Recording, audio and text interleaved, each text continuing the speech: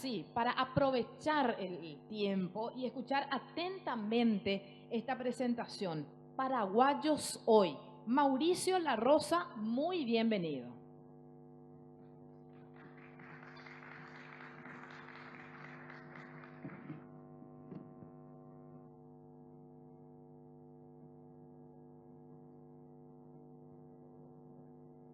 Buenas tardes, muy buenas tardes. Bueno, un gusto estar aquí después de 25 años que participamos del Congreso del Supermercadismo Paraguayo.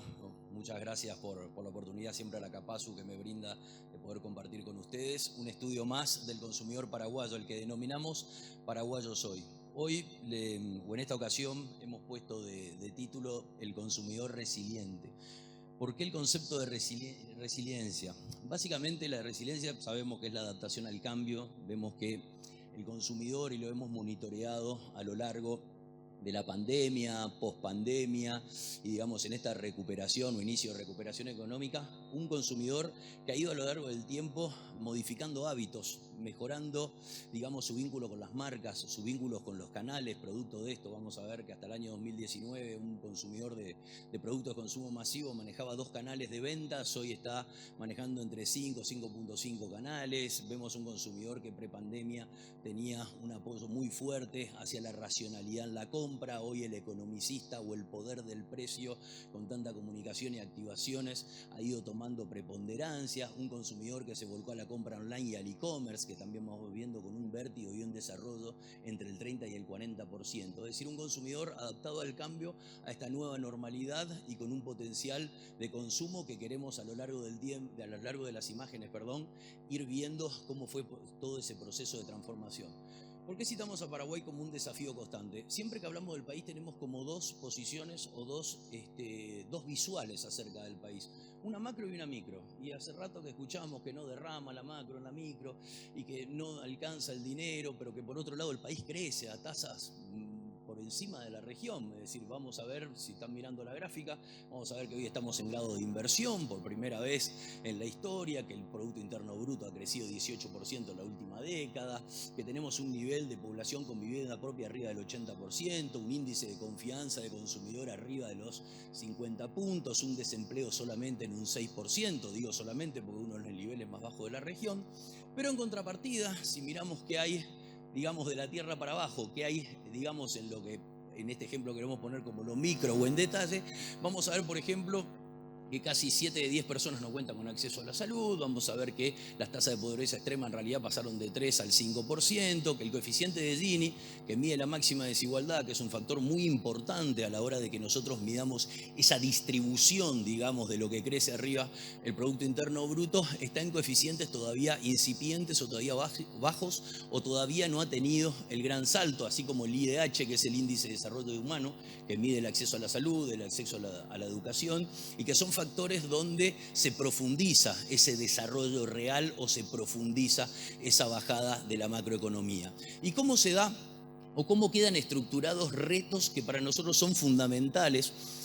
Escuché mucho estos días lo fabuloso que es el grado de inversión, que es verdad, que eso es muy bueno, presenta inversiones, es interesante, pero creo que a la par tenemos otros retos también que encarar para que toda esta bajada de inversiones pueda llegar al bolsillo de la gente, pueda llegar al mercado, pueda llegar al consumo. Dentro de ellos están los niveles de ingreso. Personalmente soy un convencido que en Paraguay no tenemos un problema de inflación, sí tenemos un problema de poder adquisitivo, sí tenemos un problema con la pirámide de ingresos porque es insuficiente a lo que es nuestro costo de vida. Por otro lado tenemos los servicios públicos, principalmente lo que tiene que ver con infraestructura, que si bien hemos dado un salto importante en rutas, en acceso, para la salida de los productos, siendo un país agrícola y ganadero, todavía falta bastante recorrido para tener una infraestructura que vaya en línea con ese grado de inversión. Por otro lado, la informalidad, seguimos con 7 de 10 empresas que no cuentan con RUC, seguimos todavía con una base básica de contribuyentes del IRP, es decir, seguimos con un nivel de informalidad que según algunas mediciones privadas se lleva el 47% del mercado, donde falta trabajar bastante para justamente construir esta dinámica económica. Por otro lado, si bien el PIB tiene realmente un factor importante dentro de nuestro país, vamos a ver que se estima este año cerrar en 3.8 y para el año se previene 3.6. Es cierto que el Producto Interno Bruto es muy bueno comparativamente con la región, también es cierto que necesitamos nosotros tener un PIB por lo menos entre 5 y 6% para salvar la balanza comercial y así poder generar, digamos, un nivel de rentabilidad país y no tener un déficit fiscal. Como quinto punto, no me voy a explayar mucho por el tema de corrupción, que son como los 5 factores principales a tener en cuenta o desafíos importantes o retos importantes que tiene que tener el país para que esto mejore. ¿Por qué nos habíamos concentrado dentro del ingreso? Todos sabemos que el sueldo mínimo ronda los 2.700.000 y monedas. Según un dato oficial, nosotros tenemos 39% de la población económicamente activa que está en este salario mínimo. Hay un 42% que está por debajo, es decir, el 80% llega de ingreso hasta el salario mínimo. Y solo un 19% de esta población económicamente activa tiene un ingreso por arriba de ese monto. Esto es importante porque nosotros trabajamos mucho con el Share of Wallet, comercializamos muchos servicios que tienen que ver con el dinero disponible que tiene el consumidor para gastar, cuánto destina a la categoría. De hecho, la pandemia hoy es mucho más importante, más que sacarle primero ayer a un competidor, es que el consumidor tenga un poco más de billetera para poder comprar nuestros productos y para poder ampliar los mercados, que es lo que significa ganar un poco más de participación de mercado. Ese es un desafío que con estos ingresos, sumado a esta pirámide de nivel socioeconómico, que es importante entenderla. Nosotros hoy tenemos una pirámide de nivel socioeconómico donde el 5% pertenece a una BC1 con un promedio de ingresos por mes en los $2.100, un nivel C2, C3, la clase media típica 29% con un promedio de $1.000 de ingresos mensuales. Y la base de la pirámide, el grueso 66%, lo que sería un D1, D2, con un promedio inferior a los $600 mensuales. Fíjense con esto qué ecuación podemos armar en cuanto a lo que tiene que ver con la capacidad de compra de las personas. Nosotros, como recién comentábamos con unos amigos, decíamos, bueno, siempre escuchamos que somos una de las ciudades más baratas de la región, una de las ciudades más baratas latinoamericanas, pero el problema o la capacidad de ingreso la capacidad de gasto no pasa por si somos de las más baratas, sino pasa cuánto ganamos para entender cuánto es nuestra capacidad de ahorro, más allá de cuánto cuestan los productos. ¿Verdad? Ese es un punto que creemos también importante para hablar. De hecho, fíjense lo que será el nivel de ingreso y el dinero disponible para gastar. Si nosotros tabulamos toda nuestra base de más de 100 categorías de consumo masivo que medimos a nivel nacional, vamos a ver que el 72% de los ítems que se venden en Paraguay están en valor por debajo de $1. Esto quiere decir que el out of pocket, digamos, tiene un limitante, y si yo hoy tengo un producto por arriba de los 7.000 guaraníes, voy a estar en el 28% de las transacciones. ¿No? Digo como punto importante para entender el jornal diario, el monto diario que un consumidor hoy destina a nivel de gasto. ¿Qué pasa con esto, con la opinión o qué cuentan los consumidores respecto a esto? Nosotros hacemos un estudio de pulso social que lo monitoreamos en Asunción, Gran Asunción y principales ciudades del país todos los años, que lo tenemos desde el año 2000 con historia, digamos, de estas categorías, donde una de las preguntas que hacemos es ¿cómo considera que está hoy la economía del país? Y nosotros nos encontramos con un nivel de que prácticamente el 50% de las personas opina que ha empeorado la situación económica del país y que solo un 19% ve mejoras. Realmente nosotros no creemos que hay una situación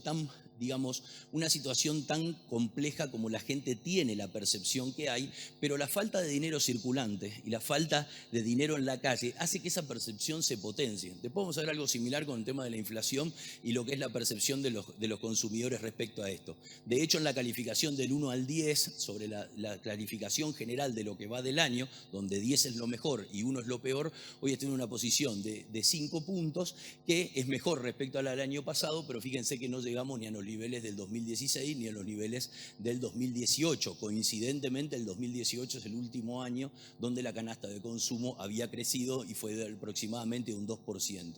¿Y por qué? ¿Por qué motivos califica la situación actual del país de esa manera? Bueno, los aspectos negativos que van a poder ver a la izquierda de su imagen, habla de lo que es la inseguridad, falta de medicamentos o la parte de salud, problemas económicos, mala gestión, poca oportunidad para jóvenes, desempleo, es decir, factores que tienen que ver con datos muy básicos que hablábamos hoy de los retos, de lo que es Puede ser la salud, puede ser la educación, los niveles de empleo, la inseguridad, todos retos que son perfectamente asumibles, y como positivo el mejoramiento de rutas y crecimiento del país, pero si fijamos los porcentuales son mucho más marcados en lo que es, digamos, la falta de estas variables que son realmente determinantes para lo que significa el día a día. De hecho, las mejoras y los desafíos para este año van desde, citado del consumidor, desde disminuir la corrupción hasta el mejoramiento de la salud, del empleo y de la seguridad. Es un poco una de las demandas y cómo hoy el consumidor está viendo esta realidad.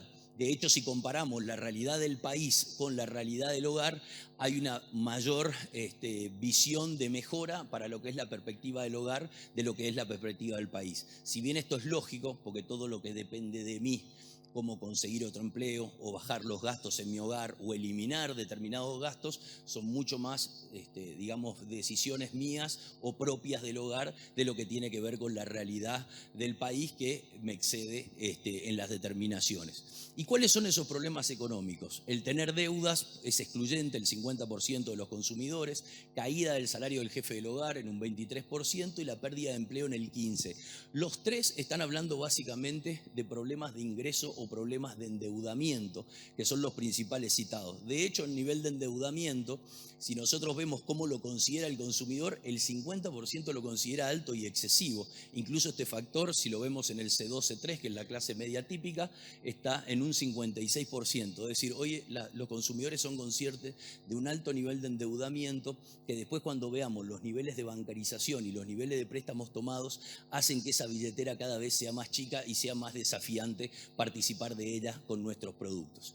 En cuanto a las variaciones de los ingresos del hogar, solamente 2 de 10 personas declaran haber tenido mejoras salariales. De hecho, el 40% ha reducido básicamente sus ingresos y ha tenido que dejar de acceder a determinados servicios, esparcimientos o lo que tiene que ver, por ejemplo, con vacaciones, con salidas, con internet, con indumentaria. Y un punto que aparece ahora con más auge, que dice artículos de comida caro, por ejemplo, el asado.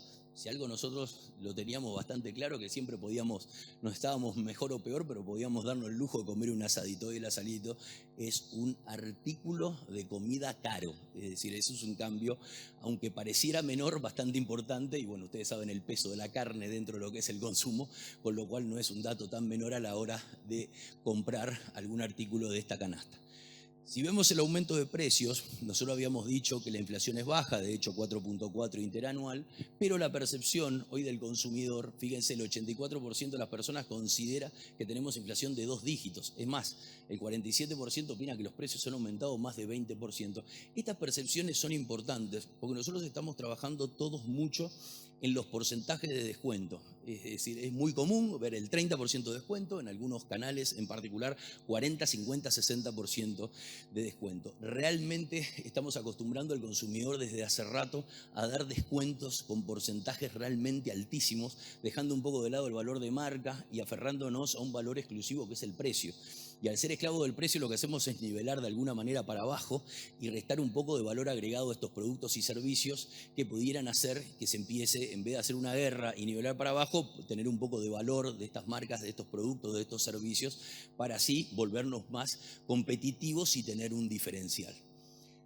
Dentro de lo que hablamos, me gustaría profundizar un poquitito nada más que el módulo financiero, porque nosotros hablamos últimamente de lo que tiene que ver con las deudas, del endeudamiento, y un punto importante tiene que ver con la bancarización. Nosotros la bancarización que medimos nos da un 54% de la población que está bancarizada, ya sea en bancos, en cooperativas o en financieras, y cuando consultamos si ha tomado un préstamo, vamos a ver que si bien el 52% nos menciona que sí, de ese 52 casi un 60% ha tomado más de un préstamo dentro de lo que es último año, y fíjense que es bastante transversal a cada uno de los niveles socioeconómicos. Es más, lo de nivel medio lo declara en un 64% como un punto bastante significativo, y cuando vemos la columna del centro, donde vemos de dónde lo ha tomado, principalmente bancos o cooperativas o financieras, un 11% lo ha tomado de prestamistas, y si vamos al D1, a la clase más baja, el 22% ha tomado por este medio, sabiendo bien el perjuicio que tiene los intereses de este sistema de préstamos, y más aún cuando los salarios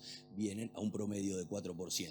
¿Y qué destino le dieron al préstamo? Bueno, pago de deuda 53%, contingencia, enfermedades, pérdida de ingreso el 24% como los principales. Lógicamente las inversiones como propiedades o construcción de casa están en un dígito bastante por debajo, con lo cual ahí va el destino de los préstamos que normalmente son para gastos corrientes. Insisto con esto porque tiene mucho que ver con lo que vamos a ver ahora en el módulo de gasto food y non-food, en lo que tiene que ver cómo repartimos el gasto. Porque si nosotros vemos el porcentual por cada nivel socioeconómico, vamos a observar que un cuarto del dinero se va en pago de deudas o préstamos. De hecho, es transversal a los niveles socioeconómicos y en el medio y en el bajo esos indicadores llegan al 27%. Luego viene el alquiler junto con el gasto de alimentos y bebidas, que lógicamente hacia los niveles más bajos tiene por lógica un mayor incremento de, digamos, una mayor importancia dentro de esta billetera. Y esa importancia que vemos, si la monetizamos, vamos a ver que hoy un consumidor gasta en promedio, en producto de consumo masivo, alimentos, bebida, limpieza, carne, verduras y frutas, 1.310.000 guaraníes, que es un 2% más que el año pasado, pero cuando lo cortamos por capas para ver hasta qué monto es el nivel de gasto, el hasta 1.000.000 de guaraníes es el que obtiene, digamos, mayor participación, es decir, el nivel de gasto se fue movilizando de los gastos más altos a los gastos más bajos, donde casi el 60% ya está en ese 1.000.000 de guaraníes, es decir, aproximadamente $150, que realmente es un nivel bastante bajo, digamos, para poder levantar con esto, por ejemplo, el ticket promedio de las cadenas. ¿Cómo queda la modalidad de compra en base a esta realidad? Nosotros en esta gráfica no tomamos la importancia de los canales por el volumen vendido ni por la facturación, sino tomamos por el hábito de compra, es decir, dónde uno compra los productos de la canasta. Vamos a ver que el promedio de canales es de 4.85, está por encima del año pasado de 4.7, dijimos por encima del 2019, donde solamente el consumidor interactuaba con 2 canales, con una concentración alta en farmacias, supermercados, hipermercados por arriba del 90%, con un peso fuerte dentro de los almacenes, con un 80%, cercanía 70% y mayoristas 60%, y justamente estos canales minoristas, como el almacén y el autoservicio, han tenido crecimientos de penetración de hábito en este último momento, principalmente o muy ligado a lo que tiene que ver con las personas que iban a comprar productos de repente de la frontera y hoy se tienen que abastecer localmente, porque tenemos que tener en cuenta que si nosotros hoy compramos la misma canasta que en diciembre, vamos a ver que las personas que hoy compran las mismas canastas, si tuvieran que gastar el mismo monto, están comprando 1/5 de los productos que compraban.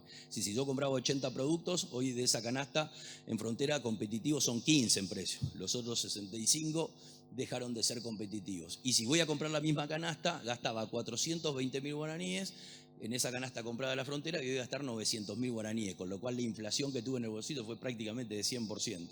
Y ese es un factor no menor que hizo que esta gente se vuelque al canal minorista, que vuelva a la libreta, al almacén y que vuelva un poco toda esa dinámica que nosotros lo veíamos en otras épocas donde el tipo de cambio estaba relativamente un poco más estable. ¿Y cómo queda con esto el perfil malcario? ¿Cómo queda hoy el perfil del consumidor? Nosotros tenemos una calificación de consumidor bastante básica que habla del consumidor marquista, que es el que prefiere marca, el economicista, que va a precio, y el racional, que hace la relación costo-beneficio. Vamos a ver que hoy la posición es 55% de los consumidores son racionales, 41% economicistas y 4% son marquistas. Pero si vemos un poco de historia, aprovechando esta magia que tenemos, que medimos hace más de 20 años el mercado paraguayo a nivel nacional, vamos a ver que el esplendor del marquismo estuvo entre el 2012, que fue el año que batimos Producto Interno Bruto de crecimiento a nivel mundial, con 39%. En ese momento la racionalidad estaba en el mismo puesto y el economicista era el 23%. Prepandemia ya se despega el racional a 45%, pero sigue habiendo un 31% de marquismo. Fíjense lo que pasa en la pandemia hoy. O sea, no es que desaparece el marquismo, pero llega a su mínima expresión, que es el 4%, y si bien el racional sigue siendo el más importante, el despegue que tiene el consumidor economicista es muy importante. Y todo esto no fue gratis y no fue por lo que hablábamos hace un rato, todo esto fue porque nosotros vivimos comunicando precios.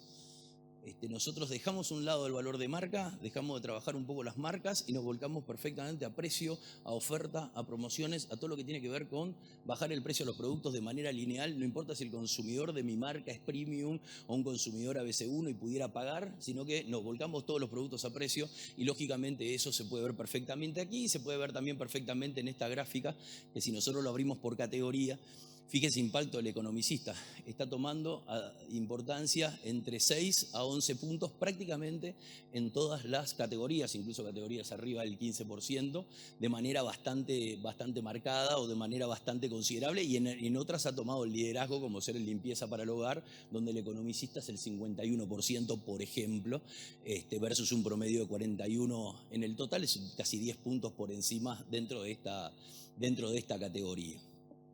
Bueno, hasta aquí no es para amargarlos, ni un poco tarde, ya un miércoles a esta hora para poner todas malas noticias. Como toda la parte compleja de ingresos y toda la parte compleja de dinero disponible para gastar, hay cosas que se han ampliado y se han magnificado, y hay, en este caso, ecosistemas como es el del e-commerce, que ha tenido un salto bastante considerable y ha tenido una mejora bastante considerable. Cuando nosotros hablamos del e-commerce, hablamos de la suma de lo que tiene que ver el e-commerce per se en sí mismo, como lo que tiene que ver la compra digital. La compra digital es que se utilice un elemento digital durante un proceso de compra. Con esa lógica vamos a ver que si tomamos las personas que han hecho por lo menos una compra en los últimos 12 meses, hoy esa penetración en Paraguay llega al 79%. Este dato, si nosotros lo contrastamos con la región, el promedio región está en 82. Quiere decir que nosotros estamos muy alineados, digamos, en el desarrollo del e-commerce con un vértigo mucho más fuerte en los últimos 4 años. Inclusive, si vemos los heavy users de la categoría, que van entre 1 a 3 veces por mes de frecuencia, vamos a ver que en tiendas locales llega al 67% y en las extranjeras un poco más del 52%. Quiere decir que hay un hábito arraigado en la cotidianidad que nos permite a nosotros ver un desarrollo muy fuerte de las tiendas locales. ¿Por qué la gente compra por e-commerce? Bueno, resulta fácil y sencillo, ahorra tiempo, puede comprar en cualquier momento, puede comprar y enviar a domicilio, pero principalmente porque es práctico, es valorado, la mayor valorización va en la practicidad y en la conveniencia. Una conveniencia que hoy el consumidor lo cita con un interés apalancado ¿en qué? En lo que venimos hablando hace rato, en precio. 9 de cada 10 personas comparan precios en sitios y tiendas físicas paraguayos. El 63%, como verán, compara precios entre distintos sitios online y el 23% entre sitios online y lo que son retailers físicos. ¿Por qué tanto gabo? ¿Por qué tanta importancia en los sitios online? En la prepandemia, si yo no encontraba un producto en la página web de un supermercado, esperaba el otro día y iba y lo compraba en la tienda física. Eso daba por lo menos el 80% de las compras.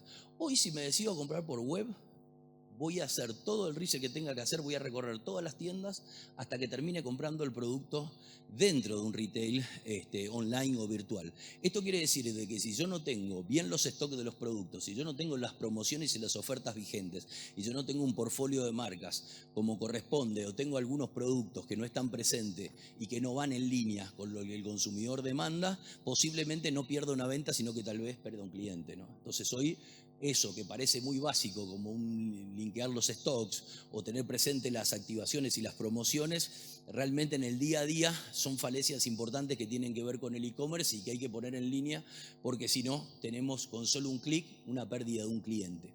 ¿Y qué pasa con los canales y los medios de pago? Bueno, cuando hablamos de canales, vamos a ver que un comprador online utiliza en promedio 2 canales y medio. Sí o sí utiliza un sitio web, sí o sí una app de celular, y después entre WhatsApp y redes sociales contempla ese canal adicional que es por todos los lugares por donde un consumidor hoy accede a realizar una compra digital. ¿Y dónde compra? Bueno, el 54% compra en tiendas nacionales, el 37% en extranjeras y nacionales, y solo para el extranjero es el 9%. De aquí que hablábamos que el hábito no solamente está bien arraigado, que si nosotros profundizamos en los rubros que vamos a ver de consumo, están la mayoría de ellos en tiendas o marcas, o cualquiera de los dos, nacionales. ¿Y cuáles son los motivos de esa preferencia? Bueno, el primero, básico, que es relación directa con el e-commerce, que busco y compro lo que quiero en cualquier horario.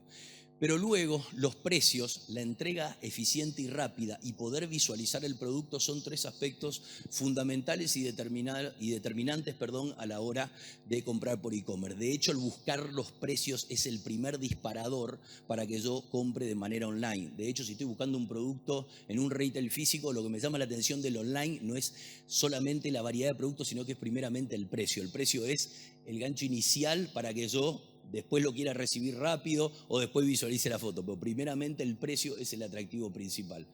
¿Y con qué pagamos? ¿Cómo hoy se paga el e-commerce? Bueno, ha evolucionado mucho. Hoy tenemos más del 70% de los pagos son de manera digital, llámese tarjeta de crédito, SIPAP, QR, pagos con POS versus el dinero en efectivo. Este número que hoy es de 23% de dinero en efectivo era 45% en plena pandemia. Es decir, hemos digitalizado bastante la compra por e-commerce, lo cual lo hace justamente más práctica y conveniente, como decíamos. ¿Y qué categorías compra hoy el consumidor? Bueno, en tiendas locales compra alimentos y bebidas, generalmente procesados los alimentos, remedios y medicamentos, indumentarias no deportivas, electrodomésticos, aire acondicionado, es decir, dentro de las principales menciones. Para lo que son tiendas extranjeras, sí productos fuera de las suscripciones, como indumentaria, cosmético, perfumería y electrónica, son los artículos más demandados o son los artículos de mayor preferencia citados dentro de lo que es la compra. ¿Cuáles son así?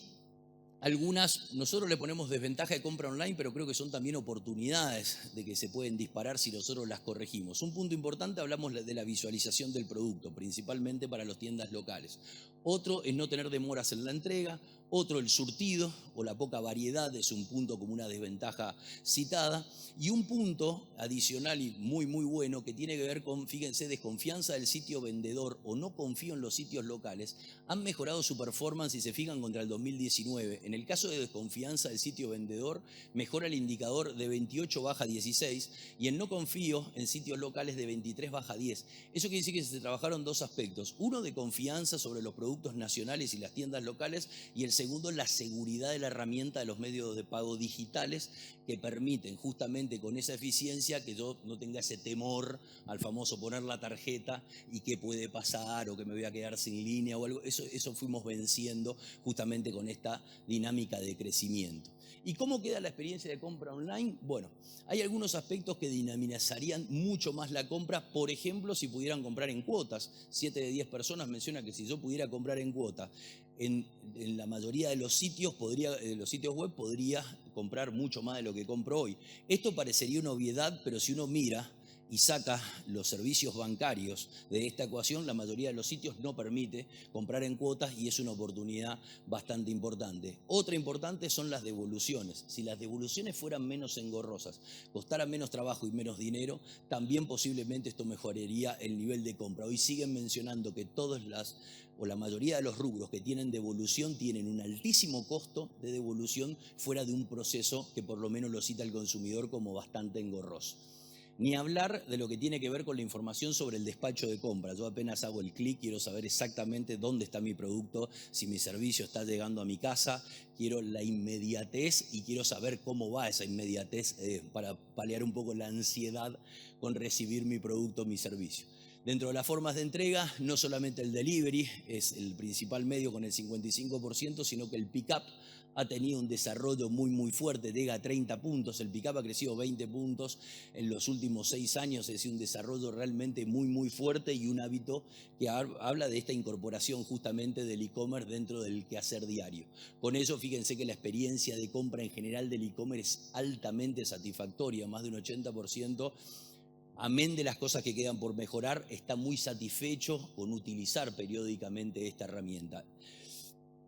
Punto importante, de 10 personas que hoy deciden comprar por e-commerce, solamente de 100, 4 van a abandonar la compra y van a ir a un retail físico. El 96% va a cerrar la compra por e-commerce, con lo cual hoy lo que hablábamos de la fidelización, de tratar de sostener el surtido para que el cliente no se nos vaya de nuestro local es bastante importante. ¿Y cuáles son las oportunidades del e-commerce? Esta es la tasa de crecimiento, es un dato que lo conformamos con la Cámara Paraguaya de Comercio Electrónico en un review que hacemos de manera anual. donde fíjense que en 2019 había unos tímidos 300 millones de dólares de mercado y estamos hablando de casi 1.700 millones de dólares que va a cerrar este año, a un ritmo de 30-35% por año de manera sistemática, con un desarrollo muy importante de las tiendas nacionales, donde el mix de compra era un 18% allá por el año 2019 y hoy está en el 42% para cierre de este año. Creo que si Corina de Bancar presentara las cifras, iba a evaluar cómo el crecimiento fue sistemáticamente creciendo a lo largo de este tiempo. Bueno, ¿cómo queda el consumo masivo? ¿Cómo queda la canasta de consumo para ir un poco redondeando, digamos, todos los aspectos que tienen que ver con el nivel de gasto consumidor que hablamos? Nosotros manejamos una canasta multicategoría en alimentos, cosmética, bebida y limpieza, que tiene una tendencia de consumo a nivel nacional que después de arrastrar varios años, en realidad son casi 5, con caídas entre el 10 y el 12% acumulada, vemos un primer semestre de año en positivo, 0.7, mejora la canasta, puntualmente un 1% en lo que es el mes de junio, con dos performances distintas. Si vemos en la gráfica de abajo, vamos a ver que el canal tradicional o canal minorista ha experimentado una tendencia decreciente que prácticamente viene ya desde febrero del año pasado. Solo en marzo de este año tuvo un 0,1 positivo, una tendencia decreciente, un promedio de año en menos 0,5, versus un canal supermercadista que experimentó este primer semestre del año números positivos, inclusive 2 meses de ellos, en el mes de marzo y de junio, a doble dígito, con un crecimiento realmente fuerte, muy apalancado, como dijimos, en promociones y en ofertas. Fíjense que el promedio de precio que cierra junio en el canal moderno es de 4% y en el canal tradicional lo duplica al 9%. Es decir, hay un poco las estrategias que habíamos dicho de precio y cómo eso se traduce en una mejora en cuanto a lo que tiene que ver con el crecimiento, principalmente en volumen. Si vemos que pasa por grupo de categorías, las categorías que propician y hacen incremental este 0.7 tienen que ver con las bebidas, tanto con y sin alcohol, que si nos fijamos en la variación de precio, vamos a ver que entre 5 y 6% varían estas dos categorías, cuando la canasta está en 7, es decir, dos categorías que crecen, que representan la menor tasa de crecimiento en precio, y son dos de las que están creciendo entre 2 y 3%. Luego hay otras categorías desafiantes, como ser lácteos y almacén, que están presentando caídas entre 0,7 y 1%, digamos que también habla de esta afectación a los productos commodities y a los productos más básicos.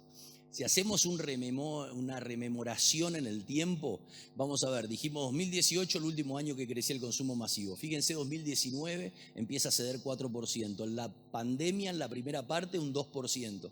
En 2021, el pico más fuerte, que fue la parte más fuerte de la pandemia nuestra, ese primer semestre de 2021, que seguramente se acordarán, una caída del 5%, relativamente estable 2022 con menos 0,2 y 2023 con menos 0,8, para recuperarse en este último periodo con 0,7 en el primer efecto rebote que estamos viendo de tendencias, digamos, de consumo. Con esto nosotros estimamos o proyectamos para este año que en el segundo semestre del año el crecimiento total canasta va a estar alrededor de un 1%, es decir, esta tendencia de 0,7 se va a reprisar y va a crecer en un 1%, e inclusive el mercado sin bebidas, que hoy en el primer semestre igual cede 1,1, va a estar con una mejora de 0,5%, con lo cual hay una muy buena perspectiva para este segundo semestre, que creemos, digamos, que va a ser también efecto de un rebote de lo complicado que fue el segundo semestre del año 2023.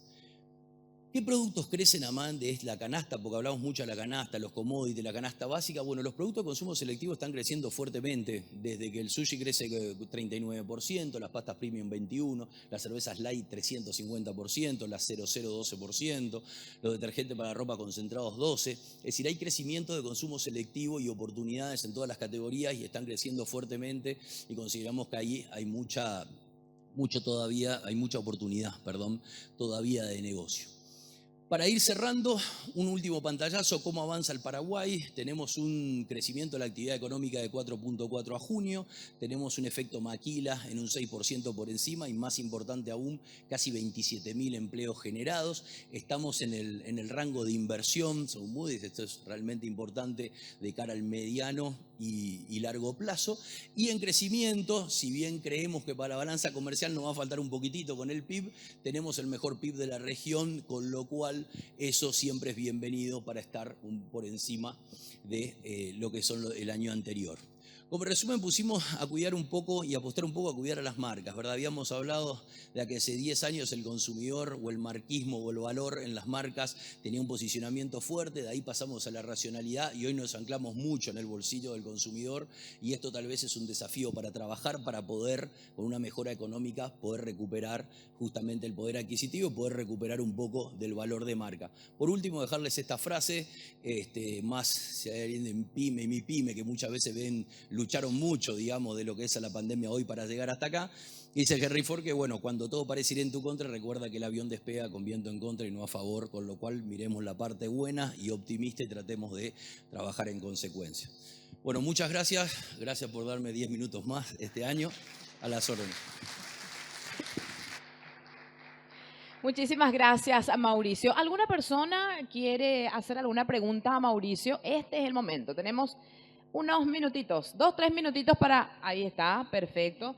A ver si es que podemos, a ver, de pie y con un poco de fuerza en la pregunta, creo que vamos a escuchar.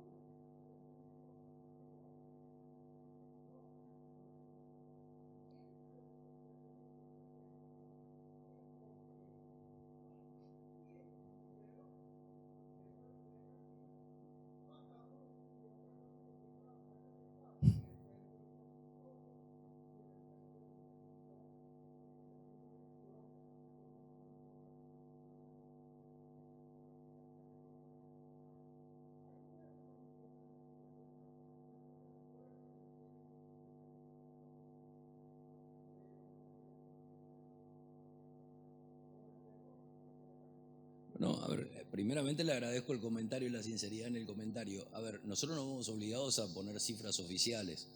Las cifras oficiales, nos gusten o no, son las cifras que son las cifras que hay. Es cierto que cuando uno hace el índice per cápita hemos crecido porque somos menos, había sido, es muy cierto, y la otra vez que creció porque cambiamos la fórmula de cálculo. Eso es muy verdad. Ahora hay que tomar alguna cifra oficial para tener un parámetro comparativo. También comparto que la inflación no es 4,4, está más cerca de 9. Sí creo personalmente que el problema no pasa por la inflación, porque un país que crezca en Producto Interno Bruto fuerte como crece Paraguay o el mejor de la región, el problema con una inflación de 10% no es lo que aumentan los precios. Yo soy un convencido que el problema nuestro son los ingresos. Los ingresos son insuficientes para los niveles de consumo que pretendemos darle a los consumidores, en opinión personal. Pero tenemos que arrancar de alguna premisa de dato oficial para tratar de comprender la realidad, porque si no es difícil entenderla, pero le agradezco el comentario.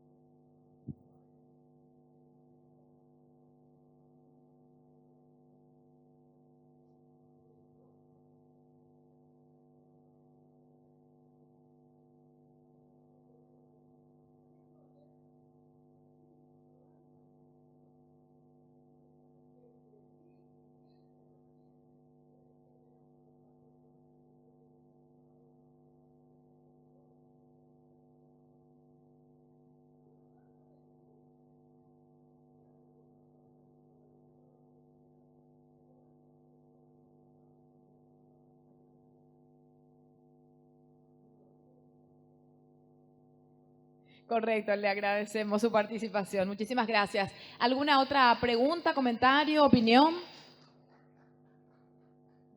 Sí, por favor.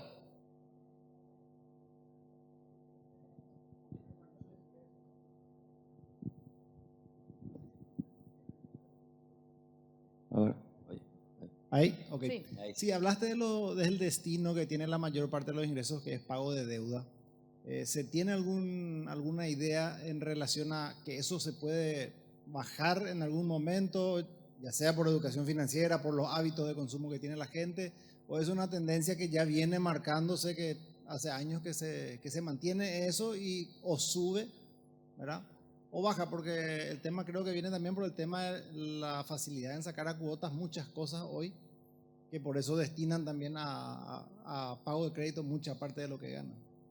Claro, a ver, hay muchos consumidores que hoy se están financiando la compra de la comida, la compra del alimento. Eso realmente se ha incrementado. Si bien como negocio es todo un negocio en paralelo, sí el nivel de endeudamiento a las tasas que una gran parte de los consumidores adquiere y la volatilidad, es decir, el crecimiento que está teniendo el nivel de endeudamiento es mayor. Si nosotros vemos este indicador año a año, por lo menos crece un punto y medio por año. Con lo cual eso, si responde a la pregunta, se va incrementando, no va disminuyendo, con lo cual está un poco más comprometido. No sabría decirte si crece porque voy tomando más préstamos o crece porque las tasas que voy tomando son peores. Esa es una pregunta que la dejo ahí porque no la sé, porque no profundizamos en ese nivel de tasa porcentual, pero sí, para responder la pregunta, se va incrementando, va creciendo el nivel de endeudamiento hacia lo que es el pago de tarjeta y hacia lo que es el pago de préstamo. Correcto. Última pregunta, por favor, porque estamos con un retraso y a continuación ya vamos a escuchar la siguiente presentación, que es la nueva longevidad a cargo del doctor Diego Bernardini, que ya está por allí, ya lo estoy viendo. Así que le pedimos al doctor que vaya acercándose y mientras tenemos una última pregunta. ¿Comentario, opinión? Correcto. Sí, señor.